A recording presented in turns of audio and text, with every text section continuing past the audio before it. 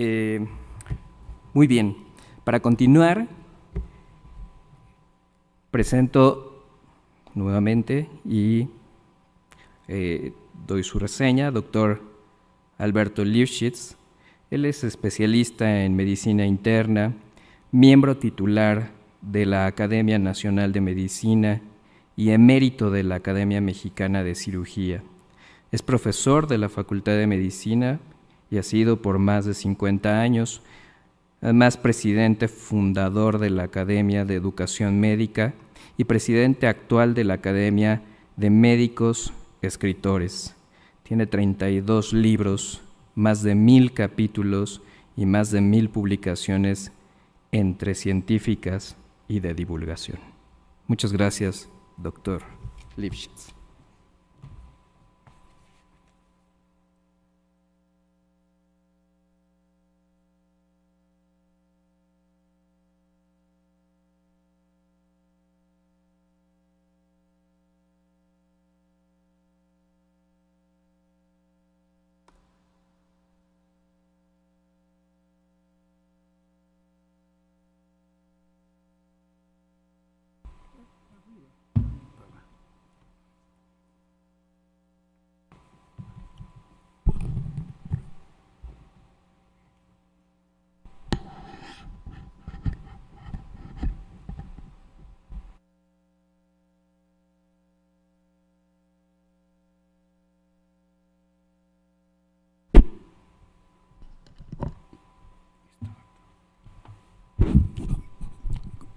Como ustedes ven en la pantalla, el tema que me corresponde, y como lo vieron en el programa, es la dimensión clínica de la relación médico-paciente.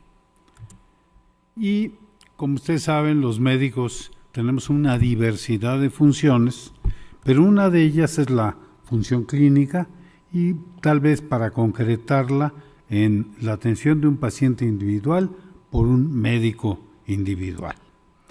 Si uno reflexiona que la profesión médica tiene por lo menos 2500 años si contamos desde Hipócrates y mucho más si contamos desde que un agente ayudó a un enfermo, y la terapéutica eficaz de las enfermedades, al menos bajo los criterios contemporáneos, pues no tiene más allá de 100 o 150 años, 200 años. Entonces, durante tanto tiempo, ¿cómo pudo sobrevivir la medicina ante la falta de eficacia terapéutica? Bueno, hay dos razones igualmente mágicas. Una es el efecto placebo, al que le debemos muchísimo los médicos, y el otro efecto, no menos mágico, es la tendencia de las enfermedades a curarse solas, a pesar de los médicos. De hecho, Voltaire decía, el arte de la medicina consiste en entretener al paciente mientras la naturaleza cura la enfermedad. Y delante o detrás de estos dos mágicos efectos, pues lo que se encuentra es la relación médico-paciente. Entonces, la relación médico-paciente es la que ha mantenido viva a la profesión durante tanto tiempo. Hoy vivimos una era peculiar y hay que ubicar la relación médico-paciente en esta era, que se le ha llamado de muchas maneras: tecnológica, ecológica, de la participación social, la era global, la era de la informática, del conocimiento, de la bioética, de los estilos de vida, de la información, de la posverdad o de la poliómica.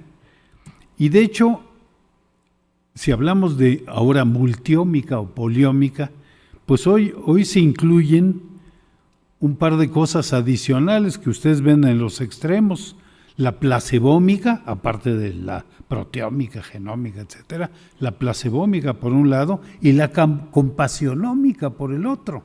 La compasión no solo como una cualidad moral, sino como un elemento terapéutico fundamental. La relación médico-paciente está muy vinculada, incluso en estudios empíricos, con la relación maestro-alumno.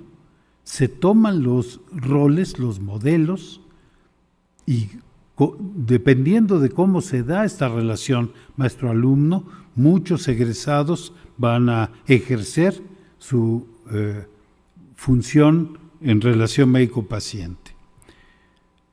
Y es que hay muchos retos educativos para enseñar la relación médico-paciente, cómo enseñar empatía, cómo enseñar compasión, cómo enseñar solidaridad, cómo enseñar la relación en sí misma, cómo enseñar comprensión, responsabilidad, compromiso, honestidad, caridad.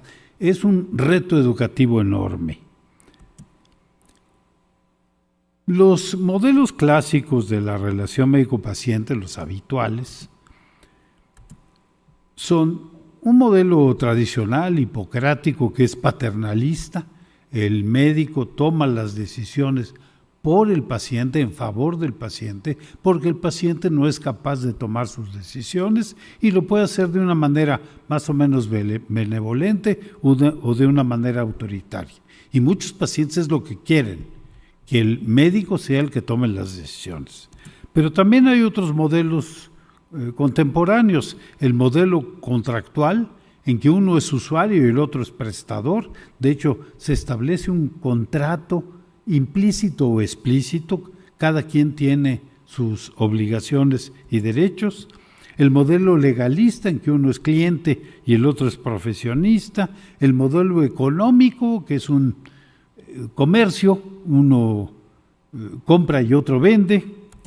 El modelo consensual, bueno, vamos a ponernos de acuerdo cómo le hacemos. El modelo ingenieril, uno es el que sabe y el otro es un ignorante.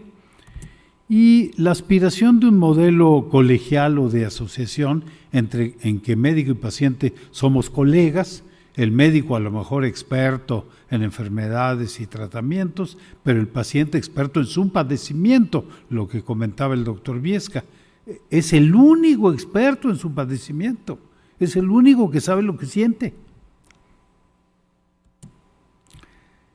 En los últimos tiempos han surgido nuevos modelos de relación médico-paciente. Por ejemplo, la atención a distancia se activó más durante la pandemia, pero ya venía de atrás, y eso tiene sus propias reglas. La supervisión del autocuidado, la Organización Mundial de la Salud ha avalado como uno de los recursos más importantes para la salud el autocuidado. ¿Y quién supervisa ese autocuidado? Bueno, los médicos. Vigilantes de indicadores. A mí ni me vengas a ver, nada más mándame tus hemoglobinas glucosiladas que te tomes de vez en cuando para saber si vas bien o no. El virtualista ahora se ha propuesto hasta como una especialidad, el que nada más ve la pantalla. Relaciones mediadas a través de un cuidador o de un técnico, el médico como un asesor nada más, el médico como un consultor, el médico como un validador de las decisiones del paciente, el médico como un orientador o como educador para salud. Son nuevas facetas de la relación médico-paciente. Y han surgido, desde hace mucho, un montón de interpósitos que se interponen entre médico y paciente en esta relación de dos, médico y paciente. Por ejemplo, y tal vez esto fue heráldico, emblemático, la auscultación, cuando era inmediata, no solo transmitía el sonido, sino transmitía el calor humano, el contacto piel a piel. Viene la tecnología elemental y se separa el médico del paciente a través de un artefacto. Y esto, la relación de dos, médico-paciente, se vuelve una relación de tres, con la máquina interpuesta entre médico y paciente. Y esta relación de tres tiene dos variantes. Una es la relación médico-máquina, que ustedes ven ahora a los médicos enamorados de sus máquinas y ni caso le hacen a los pacientes, o la relación máquina-paciente, en que el paciente le cree más a la máquina que al médico y exige lo que lo pasen por la máquina. Ahí están los médicos encantados con sus máquinas. La tecnología tiene algunos imperativos. Por ejemplo, el imperativo de disponibilidad quiere decir que si ahí está el aparato hay que usarlo. El imperativo de eficacia, pues sí, el aparato es más eficaz que la auscultación o que la percusión. El imperativo de objetividad, pues sí se puede concretar mucho mejor el resultado que lo que puede la clínica tradicional. Y el imperativo económico, en que lo que sobrevive es lo que es negocio.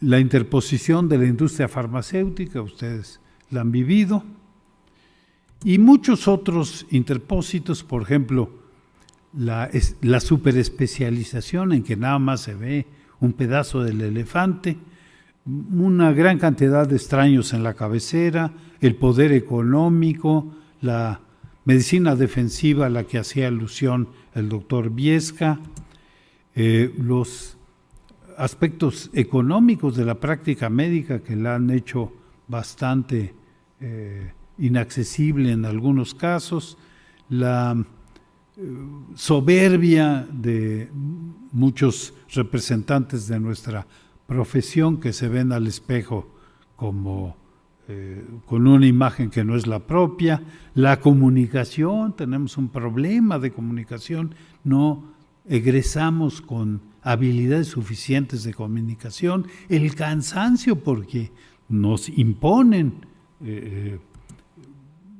labores extenuantes, la relación con otros miembros del sistema de salud, la generación de culpas ante los pacientes, etcétera. Y además, muchos sustitutos de los médicos que han ido surgiendo. Los paramédicos, por ejemplo, ya no son los médicos los que van a recoger a los accidentados, sino que son paramédicos los que dan los primeros auxilios, los que deciden a dónde enviar a un paciente en un accidente, técnicos que se van multiplicando, las enfermeras o enfermeros que han ido adquiriendo nuevas responsabilidades, los robots que ya están aquí, los algoritmos que sustituyen en muchas decisiones a los médicos y el propio público. Ahora se ponen desfibriladores en los centros comerciales para que si hay un paro cardíaco,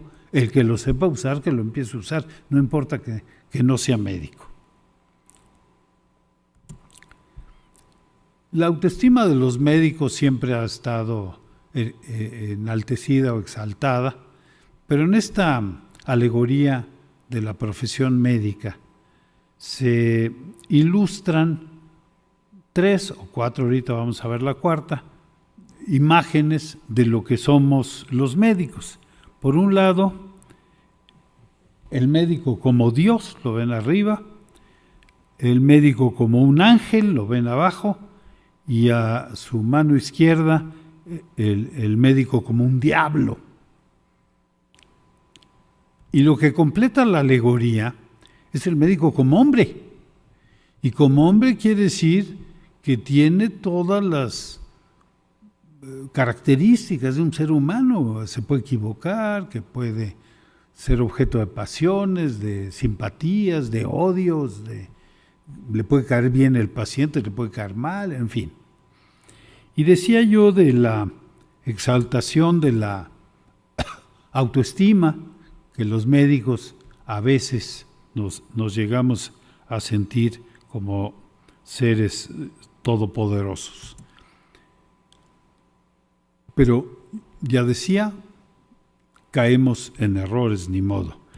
También comentaba que la Organización Mundial de la Salud ha avalado el autocuidado de la salud, entre ellos la automedicación que ha sido tan satanizada. Me refiero a automedicación y no a autoprescripción.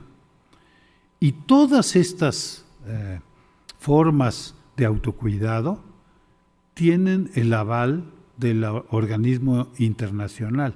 Entonces, los médicos tenemos un cambio en las cosas de las que tenemos que atender. Por otro lado, ya lo comentaba también el doctor Viesca, paciente o enfermo. Mucha gente piensa que ya no se debe hablar de pacientes, que se debe hablar de personas, que el término paciente ya no es apropiado. Sin embargo, está tan consagrado que va a ser difícil dejarlo, pero hay muchas otras formas de referirse, por ejemplo, padeciente, por ejemplo, quien tiene paciencia es un paciente, por ejemplo, quien entra en contacto con un sistema de salud es lo que se acepta hoy más, no necesita estar enfermo, quien recibe servicios de salud, quien sufre, el consumidor de servicios de salud, así se le puede llamar. De hecho, en la jerga de la administración pública, ya el médico es prestador de servicios y el paciente es usuario de los servicios. Ahí está el usuario de los servicios. Cliente, en los sistemas privados es cliente. Y ya se decía de enfermo, que no necesariamente un paciente es un enfermo. Doliente. Bueno, yo intenté en este librito una tipología de pacientes, seguramente ni siquiera son todos, pero ahí está en esta lista algunos tipos de paciente, y la habilidad para establecer una relación médico-paciente apropiada depende de la capacidad del médico para adaptarse a las características de cada uno de estos tipos. Enfermo y paciente, padeciente, sufriente y que tiene paciencia. ¿Se engaña o engaña? ¿Miente o siente? ¿Explota o saca provecho? ¿Maquina o experimenta? ¿Simula o sobrepercibe? ¿Aprecia o teme? Busca atención e interlocución, demanda, necesita, requiere. ¿No merece crédito, comprensión, compasión y ayuda? Bueno, un paciente famoso, ahí les va un paciente famoso. Todos los jóvenes seguramente no lo conocieron porque pues, murió hace unos 10 años, pero era un intelectual que tenía una columna en el periódico Reforma, de hecho promovió al periódico Reforma, y él relataba sus enfermedades sin vergüenza, y además delataba a sus médicos, hasta con su nombre. Y entonces él creó esto que le llamó la ley del arraigo médico. La voy a presentar, nada más son 4 artículos de la ley. El primero dice, artículo primero, ningún médico que esté en ejercicio de su profesión tendrá derecho a alejarse de sus pacientes una distancia superior a los 5 kilómetros. Este artículo es aplicable en todo tiempo y lugar y su obligatoriedad solo cesará ante la comprobada defunción del paciente y o del facultativo. Ya se imaginan que se sintió abandonado muchas veces por sus médicos. El artículo segundo, en el improbable caso que el médico desease tomar vacaciones, improbable caso, estas tendrán como duración máxima 2 semanas y para ejercer este derecho el galeno deberá recabar con la antelación el permiso escrito del paciente, quien a su vez puede ejercer el derecho de acompañar al médico y ocupar el cuarto contiguo en el hotel del centro vacacional. Los gastos que esto ocasione correrán totalmente a cargo del médico vacacionante. Artículo 3.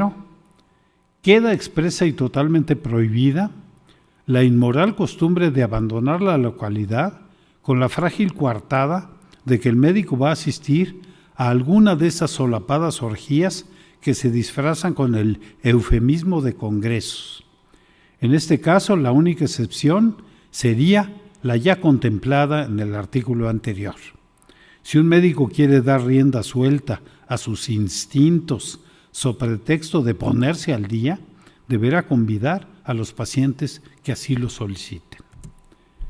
Y el artículo 4 dice: todo médico que sea sorprendido en la tentatoria práctica de dejarle su viper, entonces existía, dejarle su viper al encargado de una farmacia, a un pasante de odontología o alguna cuñada que es archivista, pero muy buena para recetar, será conducido directamente al Moloya, donde permanecerá confinado e incomunicado durante 5 años. Cumplida esta primera fase de castigo, el satánico galeno tendrá derecho a comunicarse al viper de su abogado para que vea lo que se siente.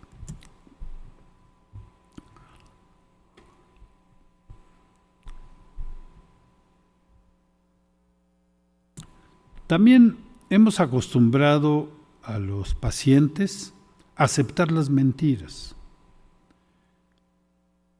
No es una estrategia exclusiva de los médicos, ya no digo más. Y también en alguna época se planteó, y esto todavía ocurre en la medicina liberal, que el paciente pudiera elegir a su médico. Y cuando esto se planteó, algunos de mis médicos me preguntaron, bueno, ¿y en qué me baso para elegirlo? ¿Cómo lo elijo? Yo propuse algunas de las siguientes. Bueno, fíjate que esté certificado por el consejo correspondiente.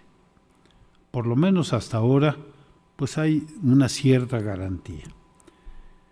Ni demasiado joven ni demasiado viejo, no estoy seguro de eso, pero los demasiado jóvenes creen que todo se puede, los demasiados viejos creen que ya nada se puede. De apariencia pulcra e higiénica, si se ven los modelos de las series norteamericanas, con experiencia institucional y privada, tal vez sí convenga que tu médico tenga esta experiencia. Con currículum académico, profesor, investigador, miembro de academias, tampoco estoy muy seguro porque luego dicen los médicos en sesiones y los pacientes en los panteones. Que esté accesible, ya sea por radiolocalizador, si fuera, por teléfono, por cercanía del consultorio. Ya muchos colegas ya no están accesibles, tienen a alguien que les filtra las llamadas. En Estados Unidos eso es lo habitual. Algunos indicios de que no es un comerciante, ¿cuáles indicios? Pues no los puedo decir, pero a veces son muy obvios. Que vean al paciente como un todo y no como un pedazo o una suma de pedazos. Que sea flexible y comprensivo, pero firme en sus recomendaciones. Que no intente crear dependencias hacia él por parte del paciente, más bien hacerlo independiente para que pueda tomar sus propias decisiones. Sus colegas tienen buena opinión de él, tampoco estoy muy seguro, porque luego el canibalismo no miente. Muestra sensibilidad para tratar los temas delicados. No solicita un exceso de estudios complementarios y en todo caso explica por qué lo solicita. No prescribe más medicamentos que los indispensables y explica para qué sirven. Explica medidas higiénicas y dietéticas. Muchos colegas ya no se toman el tiempo de explicar muy bien todo lo no farmacológico. Elabora historias clínicas y las escribe, ya sea en papel o en computadora. Se sabe dar a entender. Ahí tenemos también un problema. Dedica suficiente tiempo a las recomendaciones. Explica lo que uno tiene y no solo da órdenes. No rehúye las preguntas. No menosprecia al paciente considerando que no es capaz de entender. Se muestra interesado en usted y no solo en sus enfermedades, preferiblemente recomendado por sus pacientes. No se anuncia excesivamente, no tiene la pared tapizada de diplomas. En esta época uno puede mandarse a hacer los diplomas que quiera. Sabe escuchar más que hablar. explora más o menos completamente. Y bueno, como ustedes saben, una de las aportaciones más importantes del movimiento de la bioética fue resaltar la autonomía de los pacientes y contrastarla con el paternalismo, que era aquella, o que es todavía, esa tendencia a que el médico tome las decisiones por el paciente. Pero parece que la autonomía en la sociedad mexicana tiene sus peculiaridades que no permiten extrapolar lo que está ocurriendo en otros países. Por ejemplo, hay una larga tradición paternalista y de resignación ante la enfermedad, que le llaman fatalismo cósmico, y que el paciente lo expresa, pues que sea lo que Dios quiera. Yo no voy a participar en la decisión. Que una proporción de pacientes se niegan a ejercerla, diciendo estoy en sus manos, doctorcito, yo no me tome en cuenta. Y muchas decisiones son colegiadas. Aquí, a diferencia de lo que pasa en otros países, el paciente dice tengo que consultar con mi familia antes de aceptar que se me haga la amputación. Tengo que consultarlo con la familia. Bueno, casi concluyo con este contraste entre lo que es un clínico clásico y un clínico del siglo XXI.